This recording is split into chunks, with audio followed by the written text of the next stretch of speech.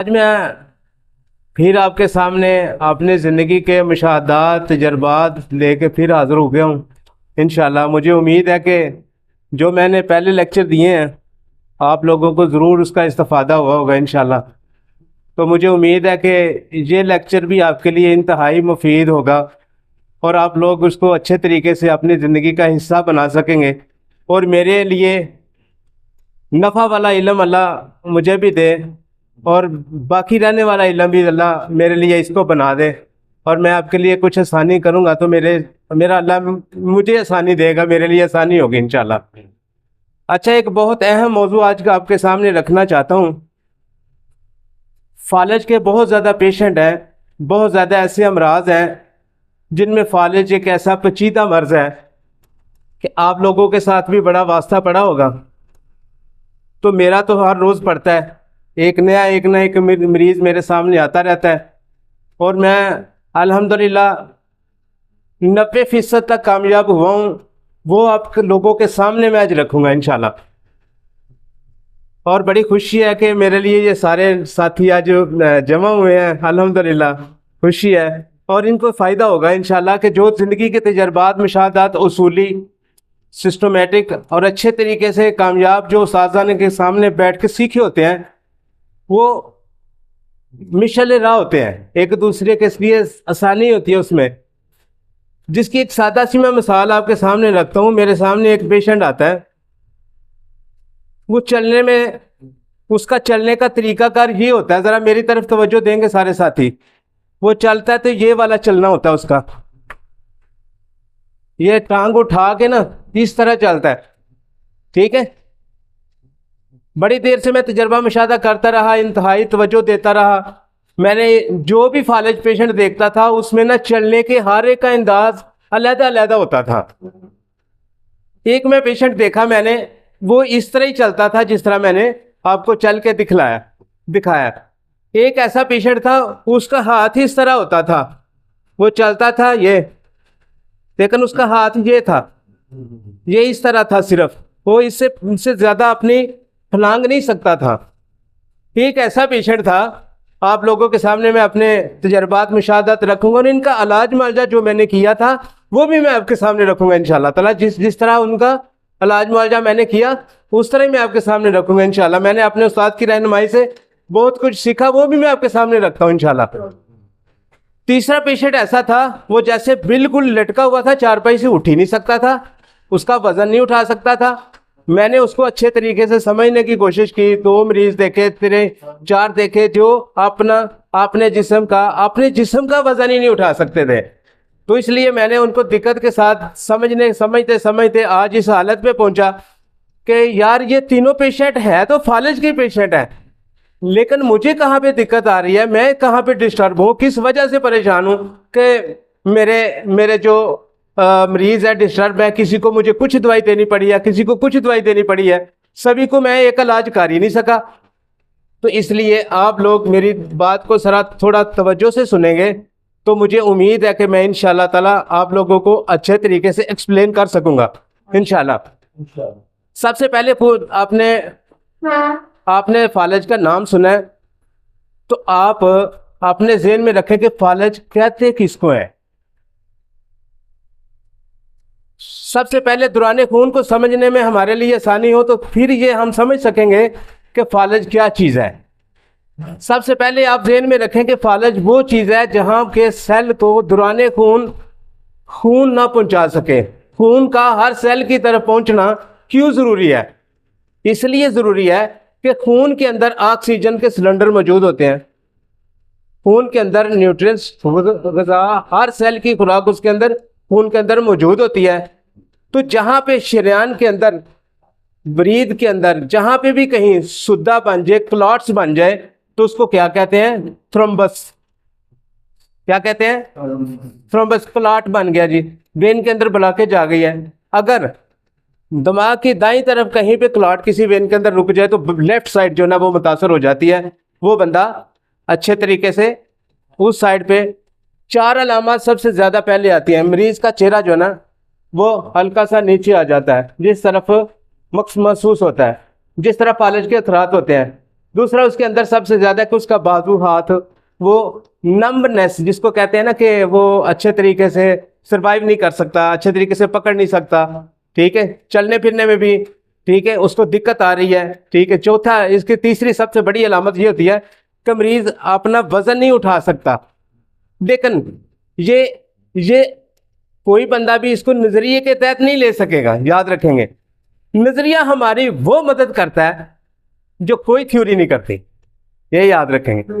नजरिया मुफरदा हमारी वो मदद करता है जो दुनिया जहान की कोई थ्योरी हमारी मदद नहीं करती। वो आप लोगों के सामने मैं चंद एक अलामात सामने रखने की कोशिश करता हूं ताकि आप लोग नोट भी कर लें, लिख भी लें, ताकि मैं आपको लिख के देता हूं। सबसे पहले थ्योरिकली हम उसको समझेंगे, फिर आपके सामने मैं 2 कुलियात रखूंगा ताकि आपको सारी जिंदगी भूले ही ना कि फालिज का पेशेंट किस तरह डील करना है और किस तरह मुझे समझना उसको। वो कुलियात मैं आपको लिख के देता हूं, आप मेरी बात को हमेशा ध्यान से, तवज्जो से मैं आपको लिख के सारा उसको समझाने की कोशिश करता हूं। आप मेरी बातों को नोटेट करेंगे याजर जी, ये वाला आपका परेशान ना हो। Thank you sir.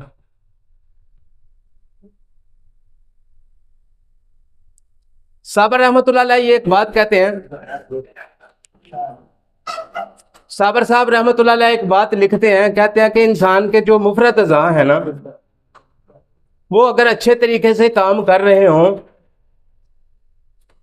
जो मुफरत अज़ा हैं अगर वो अच्छे तरीके से अपने एतदाल के साथ अपनी जिम्मेदारी अदा कर रहे हों तो इंसान को कोई परेशानी, कोई मर्ज नहीं हो। अगर एतदाल के साथ अपने अफ़ाल अंदाज अंजाम दे रहे हों तो इंसान की सेहत और इसको तंदुरुस्ती कहते हैं। अगर साबर साहब कहते हैं कि अगर ये अफ़ाल अच्छे तरीके से अदा ना कर सके हों तो इनमें 3 हालतें होती हैं। क्या चीज़ होती है? 3 हालत होती है, या कमी होती है, या ज्यादती होती है, या खराबी होती है। क्या क्या होता है? सबसे पहले हम ज्यादती लिख लेते हैं।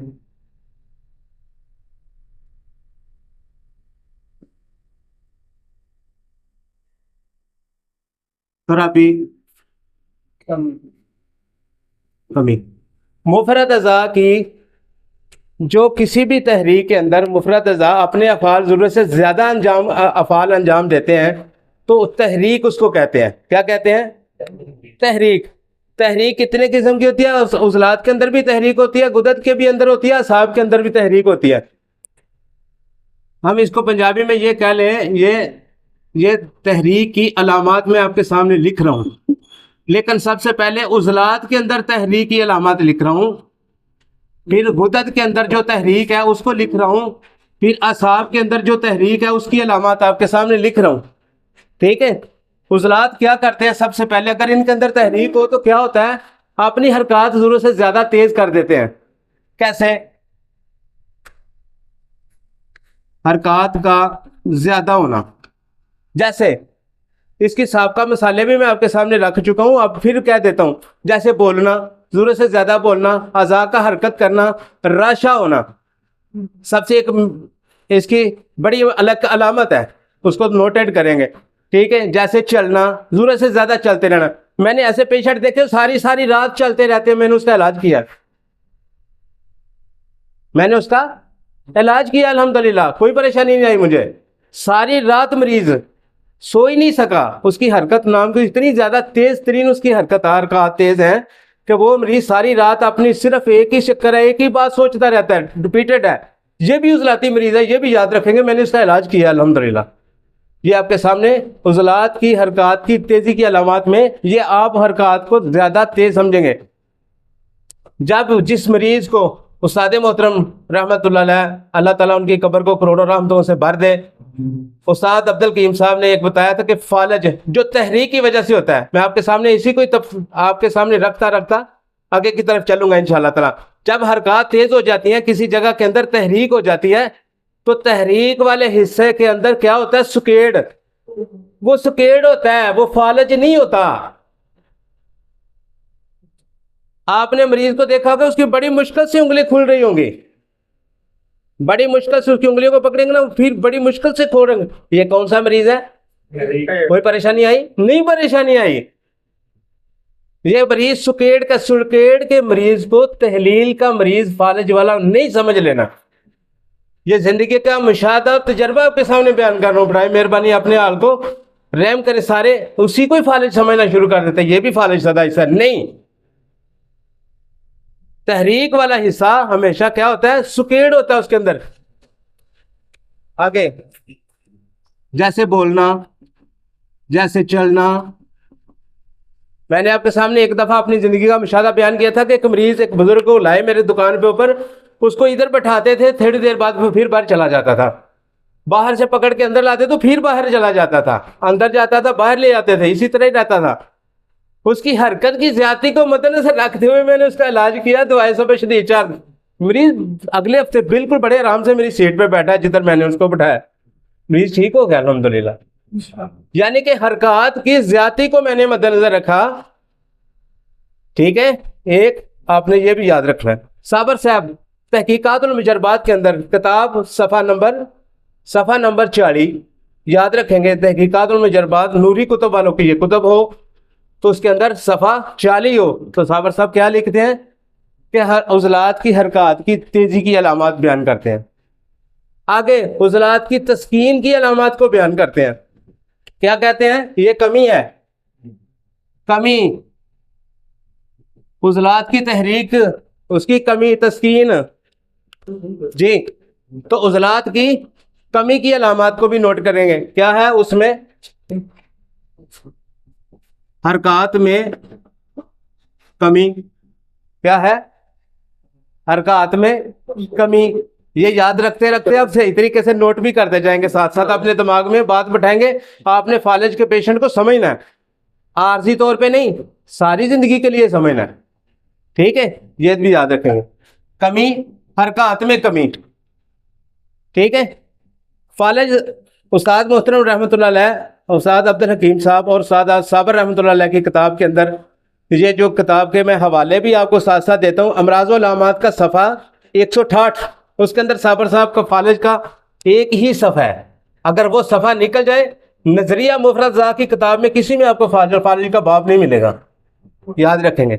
उसमें साबर साहब रहमतुल्लाह लिखते हैं कि तहरीक दाई तरफ का फालज उजलाती गुदी तहरीक के अंदर होता है, बाई तरफ का फालज गुदी उजलाती तहरीक के अंदर होता है, और निचले हिस्से का धड़ का फालज असाबी गुदी तहरीक में होता है। लेकिन साबर रहमतुल्लाह अलैह ने यह भी साथ साथ बाकी जगह पे, बहुत जगह पे बयान किया है, लेकिन मखसूस एक ही ये पेज है, अगर वो निकल जाए तो आपको कहीं पे भी तहरीक वाइज साबर साहब की किताब में कुछ नहीं मिलेगा। ठीक है, हाँ ये याद रखने वाली बात है, कहीं कहीं और चीज नहीं मिलेगी। हाँ, लेकिन हमने साबित करना है कि हम दाई तरफ के उजलाती गुदी मरीज के फालज को क्यों फालज उजलाती गुदी कहते हैं, बाई तरफ के गुदी उजलाती पेशेंट को हम क्यों फालज का पेशेंट कहते हैं, निचले धड़ वाले मरीज को कैसे हम उजलाती गुदी पेशेंट और असाबी गुदी पेशेंट कहते हैं। ये हमने, कोई हमें कहे ना कि यार इसको एक्सप्लेन करो, इसको बयान भी करो, किसी को बयान करना नहीं आएगा।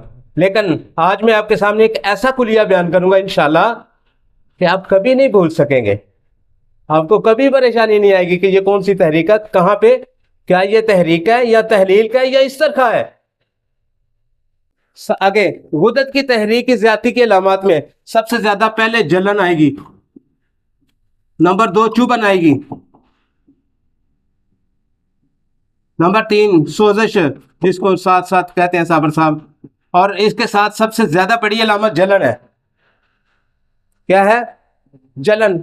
वो गले में भी हो सकती है, मसाना पेशाब वाली नाली के अंदर भी हो सकती है। ये जलन की अलामत उसके साथ वाज़ी होंगी। और इसके साथ उज़लात की तहरीक के साथ एक सबसे बड़ी अलामत रिया का होना इंशाअल्लाह ताला। अच्छा, असाब की तहरीक की अलामत क्या है, लज्जत का ज्यादा होना, लज्जत का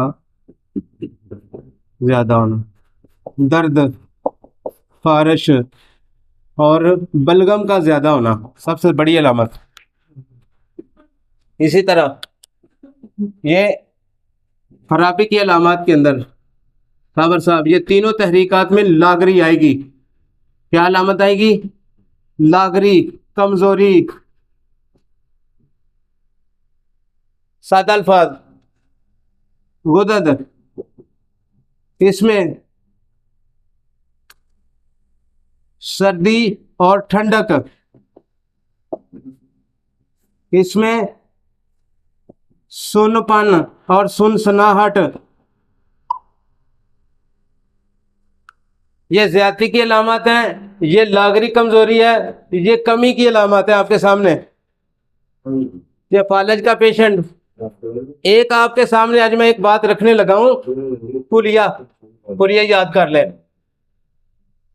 पुलिया याद ये करना है कि आपके सामने एक फालज पेशेंट है, तो आपने सबसे ज्यादा क्या करना है, क्या देखना है, जहां पे अगर ये दरमियान से इसके 6 हिस्से 6 पार्ट कर ले। 1 नंबर तहरीक, इसमें अगर तहरीक है तो इसमें तहलील है, क्या है, तहलील है। ये वाला हिस्सा 2 नंबर छोड़ देंगे, तीसरे में तस्कीन है। एक मैं आपके सामने खाका रख देता हूं ताकि आप लोगों को समझ आ जाए।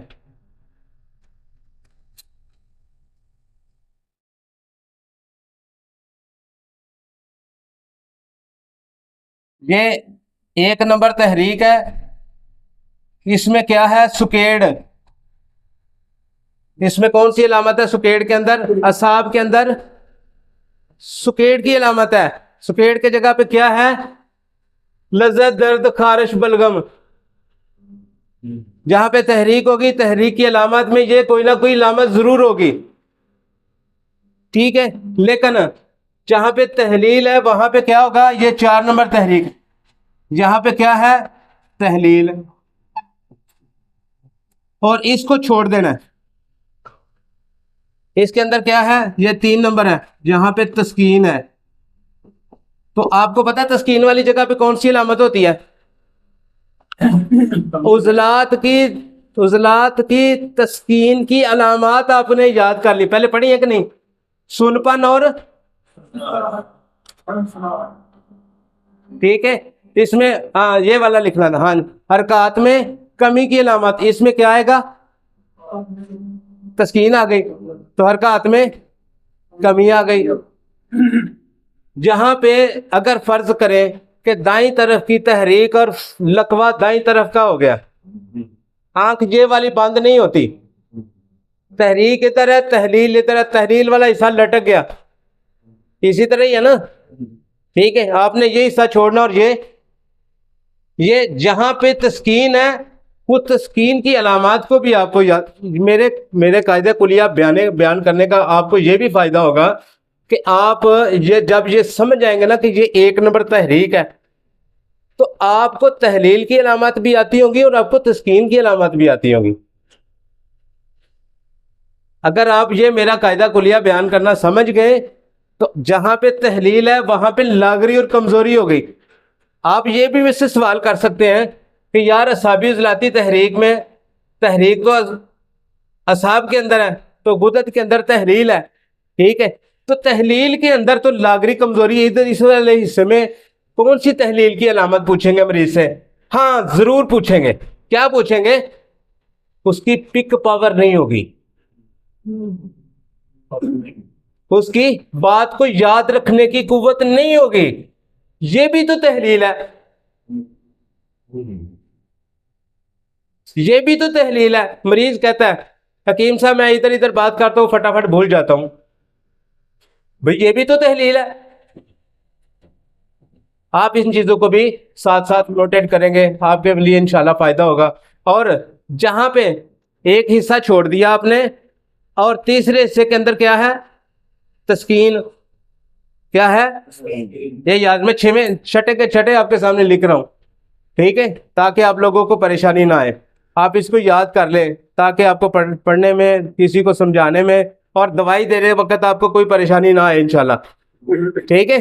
अच्छा, इसी तरह यहाँ पे तस्कीन की अलामत होगी तो क्या अलामत आएगी, हरकत में कमी आ जाएगी, हरकत में, हुजराती गति में हरकत में कमी आ जाएगी, ठीक है। तो कमी की अलामत की क्या बात है, यहाँ पे हरकत करने में दिक्कत आ गई। लेकिन आप याद रखेंगे, इसको आपने उजलाती गुद्दी दर्देरी नहीं समझ लेना, आपके लिए सामने, ये सिर्फ आपके लिए, सबके लिए। आप थोड़ा याद करेंगे, ध्यान रख लेंगे, तो आप इस बात को हमेशा याद रखेंगे कि यहाँ दर्द आ सकती है, तस्कीन वाले हिस्से में जब सुदे बन जाते हैं, जहां पे वो मादे फासद अखराज नहीं पा सकते, तो क्या होता है, हल्की दर्द आएगी। लेकिन इसके अंदर क्या होगा, हल्की सी ठंडक जरूर होगी इसके अंदर, नमनेस, यानी कि तुसी जिसको आप जिसको कहते हैं कि यार पसीना पसीना, लेकिन पसीने के अंदर चिपचिपाहट नहीं होगी। जहां पे तस्कीन होगी, याद रखने वाली बात है, जब मरीज चेक करेंगे ना तो आपको समझ आएगी उसके पसीने के अंदर या तो लेसदार मादा है या फिर पानी की तरह हाथ से पसीना बह रहा है। नमी तो है लेकिन उसके अंदर चिपचिपाहट नहीं है, लेस नहीं है। यानी तहलील वाले हिस्से के अंदर हरारत की शिद्दत की वजह से जो वहां पे अज़ा के अंदर लेसदार मादा होगा, जो चर्बी वाला होता है, जो रोगन वाला होता है, जो सल्फर वाला होता है, जो रोगनी अज्जा होते हैं।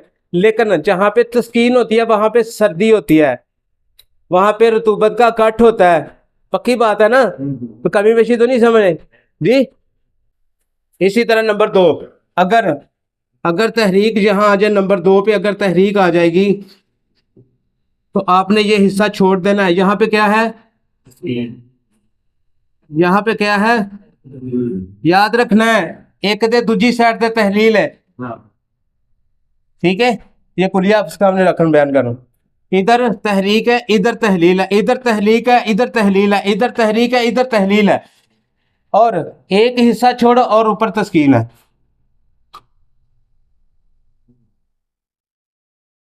हाँ जी,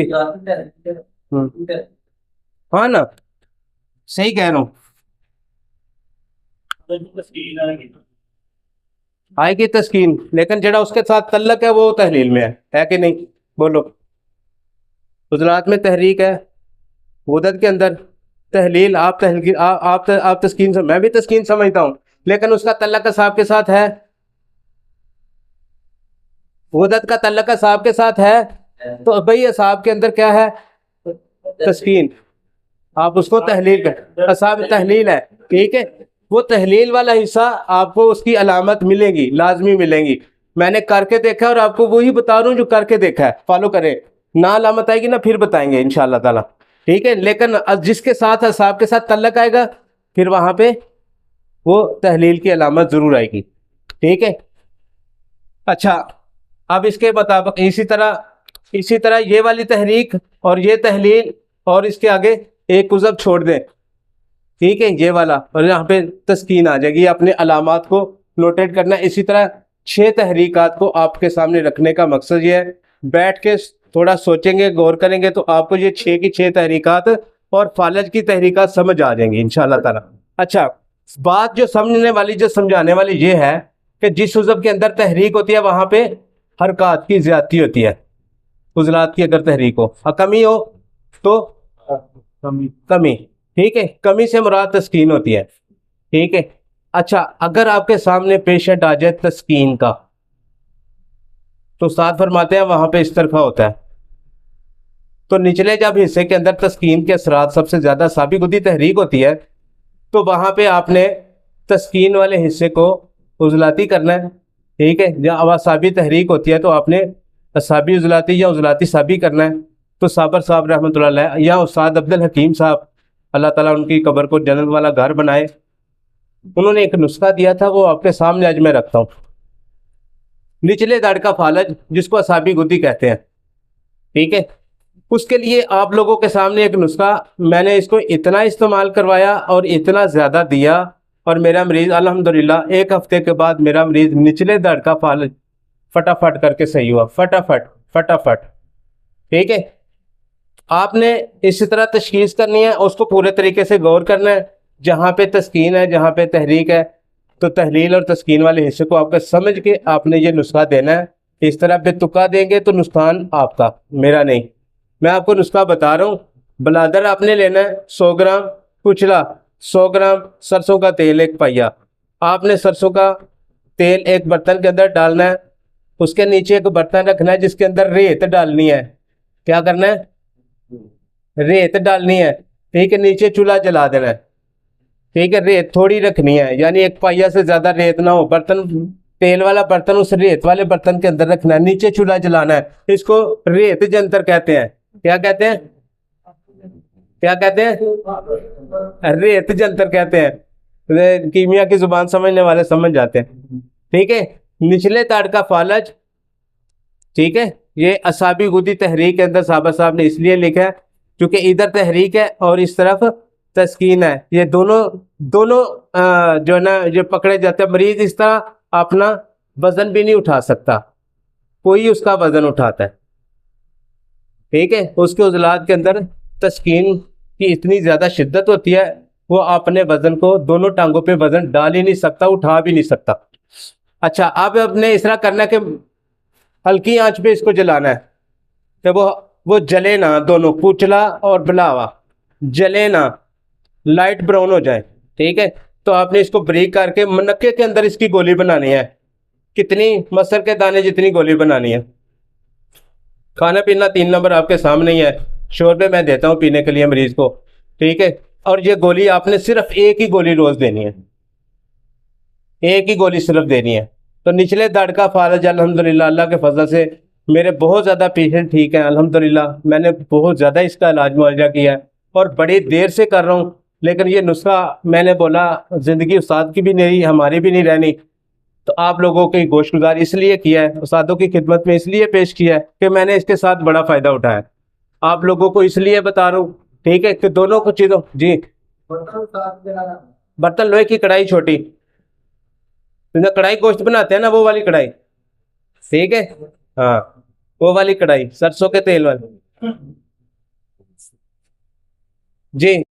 बात ध्यान में रखेंगे, जिन लोगों का बीपी पूरा नहीं होता, जिन लोगों का ब्लड प्रेशर पूरा नहीं होता, बहुत ज़्यादा डाउन हो जाता है, ठीक है, और वो आदी होते हैं, लेटी रहती है सारी औरतें, सारी सारी रात नहीं उठती, बर्तन नहीं धोती, काम नहीं करती, आप उनको ये दाने चावल चावल मिकदार की दवाई देनी शुरू करेंगे, लेकिन शर्त है कि मरीज असाबी हो, करूरा भी असाबी हो, नब्ज के अंदर अज़म की अलामत पाई जाती हो, आपके सामने इसलिए रखा है।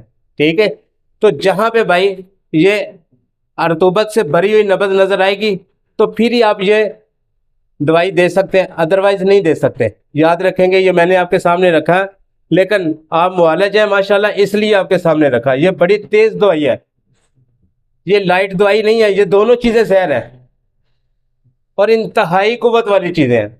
मरीज पहली खुराक खाते ही आपको ये कहेगा यार आपने तो जान डाल दी है इसमें। ठीक है, आप इन मरीजा को भी दवाई, ये जिनका बीपी बिल्कुल डाउन चला जाता है, बहुत अच्छे तरीके, पूरे 9 माह हमल का दौरान बीपी पूरा ही नहीं होता, ये दवाई इतना काम करती है कि मैंने पूरे 9 माह एक टाइम देता रहा, कोई नुकसान इसने नहीं दिया,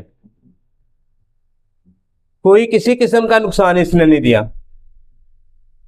एक केस आपके सामने बयान करने लगूं इस दवाई का, जिसकी वजह से मैंने इसको अपने मतलब की जीनत बनाया इस नुस्खे को। एक बच्चा, निचला हिस्सा उसका बिल्कुल मफलूज था, उसको उठा के पेशाब बहाना कराते थे। जब मैंने उसका करूरा देखा, वो साफ बिल्कुल पानी की तरह था, पतला था। असाबी करूरे के साथ एक शर्त अपने ज़हन में बैठा ले, तो उसके साथ एक शर्त होती है, क्या होती है कि पेशाब पानी की तरह पतला भी हो, साफ होने के साथ साथ, सफ़ेद होने के साथ साथ उसका कमाम पतला भी हो। पतले करूरे के अंदर मैंने क्या किया, उस मरीज को, बच्चे को, मैंने ये चावल 2 टाइम दवाई उस बच्चे को दी, मनक्के के अंदर रख के। अच्छा, बच्चे की उम्र 13 साल है, अभी भी अल्हम्दुलिल्लाह वो चल फिर रहा है, बिल्कुल मेरे सामने बिल्कुल रहता है। इंशाल्लाह अगर ज़िंदगी अल्लाह ने वफा की तो मैं वो बच्चा साथ ले आऊँगा। वो अब अल्हम्दुलिल्लाह बेहतरीन तरीके से चल फिर रहा है। यही दवाई नब्ज़ तस्कीन की, उसको भी फॉलो किया, जहाँ पे तस्कीन की उसको भी फॉलो किया, जिस तरफ ज़्यादा उसके असरात असाबी गुदी थे उसको भी फॉलो किया। ठीक है, और जहाँ पे तहलील का अमल ज़्यादा था उसको भी। यस, इस दवाई ने पूरे 1 हफ्ते के अंदर बच्चे को चलने पे, दौड़ने पे मजबूर कर दिया। इतना कारगर ये नुस्खा आप लोगों के सामने निचले दाढ़ के फालज का रखा। बचपन से बच्चा 13 साल बाद जब चला तो खानदान सारे ने हकीम देखने के लिए आए। याद रखेंगे, किसको देखने आए? सिर्फ हकीम देखने के लिए आए मरीज सारे, दो हकीम।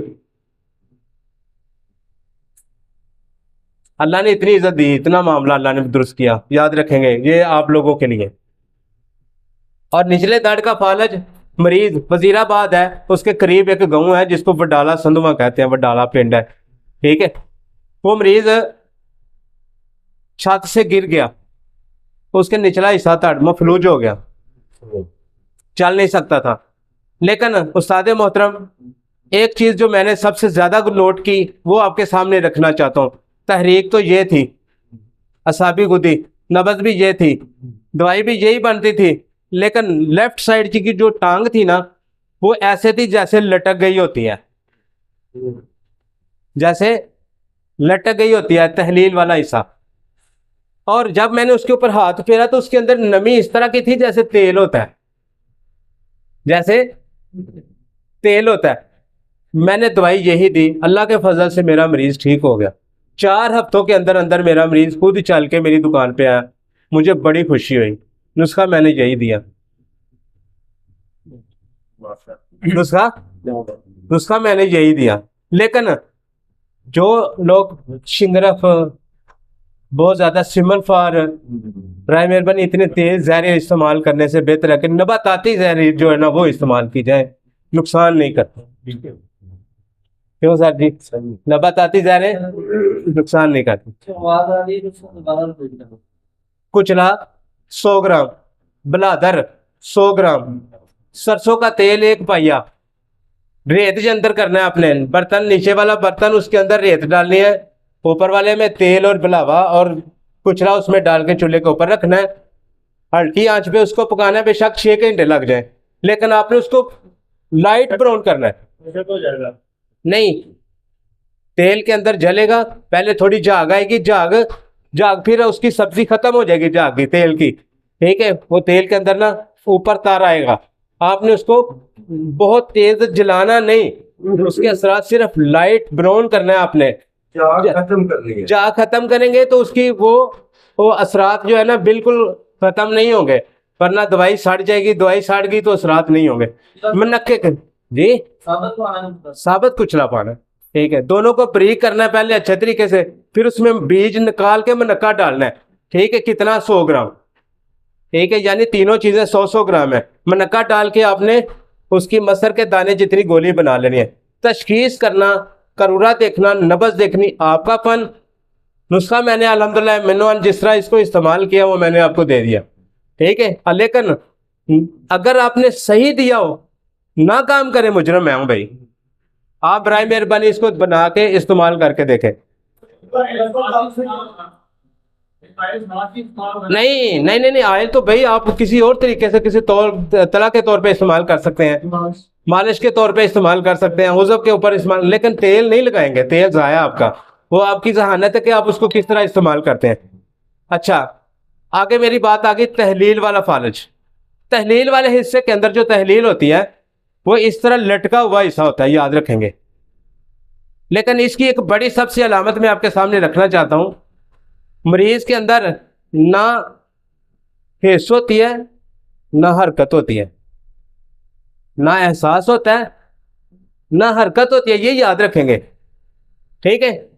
मरीज को किस चीज की हरकत, यानी कि वो मरीज वजन नहीं उठा सकेगा, अपना बाजू उठा के कहेंगे ना, उससे बोलेंगे नहीं यार ये अल्लाह ताला अब्दुल कीम साहब को भी जाने। उस्ताद साहब मरीज के साथ खेला करते थे, मरीज को कहता है ये 100 रुपया आपका। मैं अपने सामने मरीज को बैठे देखा, उस्ताद साहब कहते हैं यार 100 रुपया पकड़ो, इसको हाथ ही लगा दो तो 100 आपका।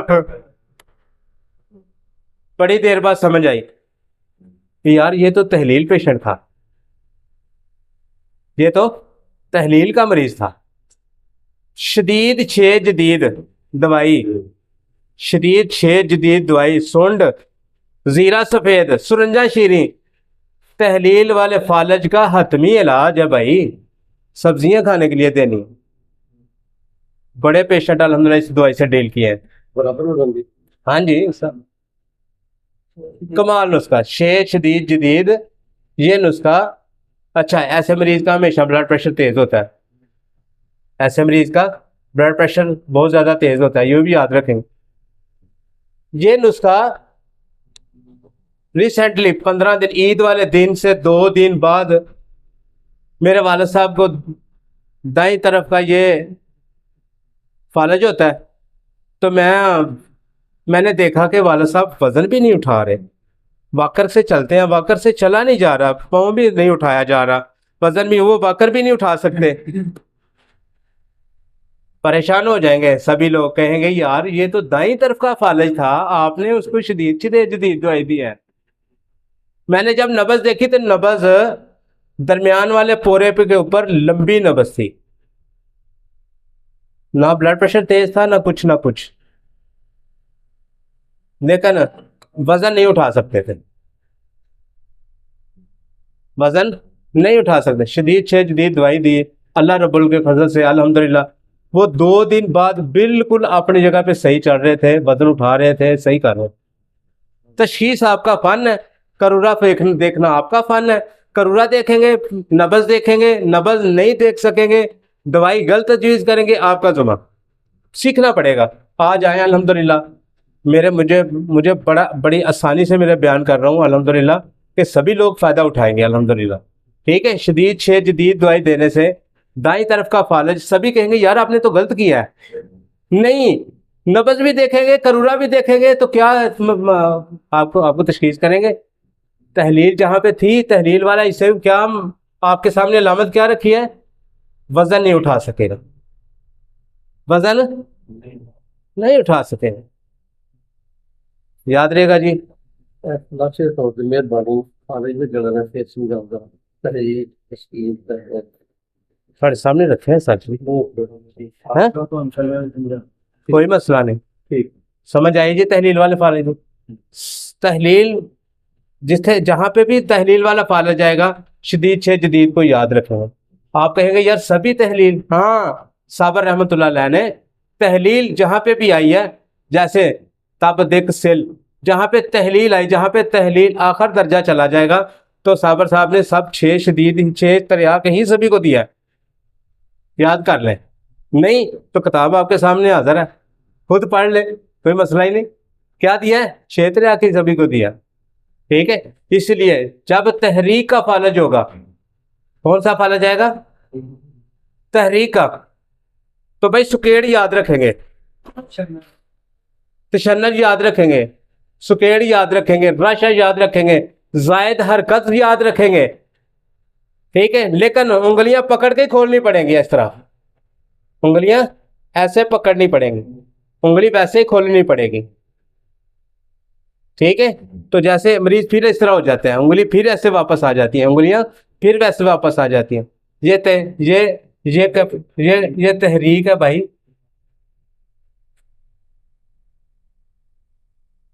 एक नुस्खा मैं आप लोगों के सामने रखता हूं, जहां पे भी इस तरह सुकेड़ आएगा, तहरीक आएगी, तहरीक की वजह से फालज आएगा। ठीक है, तो एक नुस्खा आप लोगों की गोशगुजार है, बनाए, कामयाबी से इलाज करेंगे अल्हम्दुलिल्लाह। 3 हफ्ते का टाइम ले लेंगे, 3 हफ्ते से ज़ायद दवाई नहीं देनी पड़ेगी, 3 हफ्ते तक मरीज बिल्कुल आपका क्यूरेबल होगा इंशाल्लाह। नुस्खा है रेठा, गंधक आंवला सार और तुम्मा, तीनों चीजें बराबर हैं, गोली बनाएंगे, चने बराबर। ठीक है, तो सुबह दोपहर शाम इसको गोली को देंगे। ठीक है, दाईं तरफ जहां पे अक्सरियत के साथ फालज होता है, वो तहरीक वाला होता है, सुकेड़ वाला होता है, याद रखेंगे। इसका सुकेड़ जल्दी जल्दी तोड़ने के लिए आपके सामने नुस्खा मैंने रखा है, तुम्मा, गंधक और रेठा। ये नुस्खा उस्ताद मोहतरम हकीम बहु गुलाम गौस साहब ने मुझे दिया था, मुझे इस्तेमाल करते हुए तकरीबन 6 साल हो चले हैं। ये नुस्खे ने मुझे कभी नाकामी नहीं दी, लेकिन तहरीक पूरे तरीके से सर्च करके, पूरे तरीके से कायदा कुलिया के मुताबिक आप उस मरीज को दवाई देंगे, कभी नाकामी नहीं आएगी इंशाल्लाह। तहरीक भी मुकम्मल का आपके सामने रखा है, तहरीक वाला फालज जहाँ पे सुकेड़ होगा, आपने सुकेड़ वाले फालज के ऊपर ये नुस्खा अपनी जिंदगी का हिस्सा बनाए, कभी नाकामी नहीं आएगी इंशाल्लाह ताला। ठीक है, सुकेड़ शर्त है। देखें, आपके सामने 2 केस बयान करने लगा हूं, 2 केस बयान करने लगा हूं। मरीज है, फालज उसको 6 साल पुराना फालज है, फालज की वजह से उसके हाथ के अंदर इस तरह सुकेड़ है, फिजियोथेरापिस्ट ने पूरे पूरे जोश के साथ उसको फिजियोथेरापी हरारत दे दे के उसका हाथ खोलने की कोशिश की, लेकिन उसका हाथ खोलने में नाकाम ही रहा था। इस नुस्खे के साथ अल्लाह रब्बुल इज़्ज़त की फजल से मैंने देखा, अपनी आंखों से देखा है उसका हाथ सीधा होता है, बिल्कुल हाथ। लेकिन 3 हफ्ते के बाद, 3 हफ्ते के अंदर अंदर आस्ता आस्ता आस्ता आस्ता करके उसका हाथ बिल्कुल अपनी जगह पे आ गया था। ठीक है, हाँ याद रखेंगे, ये एक नुस्खा चने बराबर बोलिए सर। गुजारिश है आखिरी, जब तस्कीन वाला फालिज होता है तो उसको कहते हैं इस्तरखा, जिसका नुस्खा मैंने सबसे पहले आपके सामने रखा है। इसके अंदर इस्तरखा के अंदर एक ऐसा नुक्ता आपके सामने रखने लगा हूं कि आप लोगों के लिए आसानी होगी उसको बयान करने में, उसको तशखीस करने में आपके लिए आसानी होगी। जिस मरीज को इस्तरखा होता है उसको गर्मी सर्दी का एहसास खत्म हो जाता है। क्या होता है? यानी कि उसको ठंड कहेंगे ना, करीब बर्फ है, उसको नहीं एहसास के बर्फ है, उसको नहीं पता गर्मी है, उसको नहीं पता मैंने जूती पहनी है, उसको नहीं पता कि मेरी जूती उतर गई है। ये इस्तरखा है भाई, याद रखने वाली अलामत है, आप लोगों के सामने मैंने रखी। तब ये आप अपना इलाज मुआवजा इस तरह मुकम्मल कर सकेंगे। मुझे उम्मीद है अल्लाह के फजल से कि आप लोग अपने फालिज के पेशेंट को परेशान नहीं देखेंगे इंशाल्लाह। मेरे ये ज़िंदगी के 2-3 मुजरबात थे, मैंने आप लोगों के सामने किए। साबर साबर रहमतुल्लाह अलैह की कुतुब का मुताला करके आपके सामने रखे। ठीक है, कोई कमी बेशी, कोई और आपका सवाल रह गया हो तो भी मेरे साथ कर सकते हैं।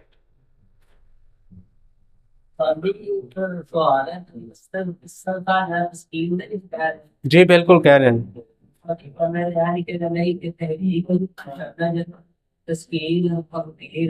ठहरो ठहरो वाले जी,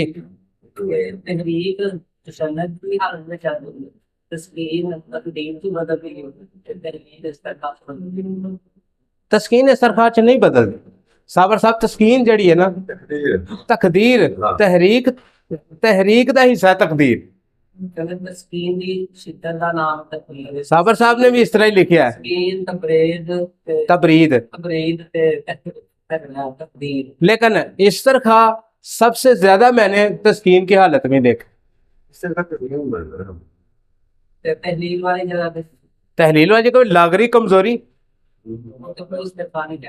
वो किस तरह इस्तरखा कह सकते हैं यार उसको? तहलील वाला उज़व है,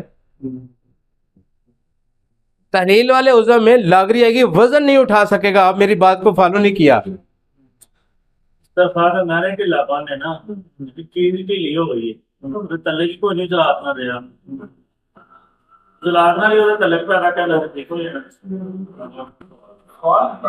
वेलकम।